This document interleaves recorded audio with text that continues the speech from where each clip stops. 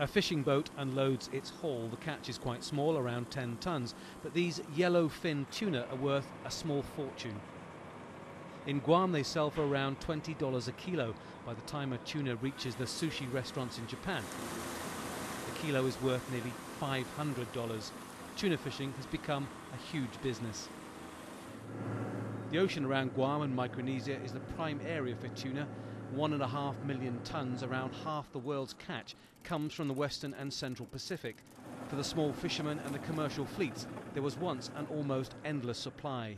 They're still catching fish here, but not as big as before and not as much as before. Fish stocks in the Pacific are said to be dropping. Many reasons for this, everything from overfishing to pollution to global warming, but there are real concerns for the future. These are small tuna called bonitas or skipjacks. James Boyer and his brother Ken have fished these waters for tuna since they were boys. They have seen fish levels drop dramatically.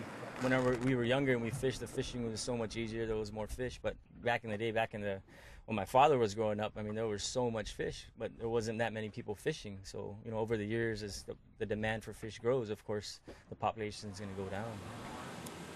Some studies show that yellowfin catches are at the lowest level in 20 years and nearly half the average for the last 10 years. One reason is overfishing by large commercial fleets from Japan and China. Another is illegal fishing, which globally is said to account for 20% of total catch, worth $9 billion a year. But the threat lies below as well as above. Pollution and global warming are destroying coral reefs, the feeding grounds for fish, and warmer water is forcing fish away.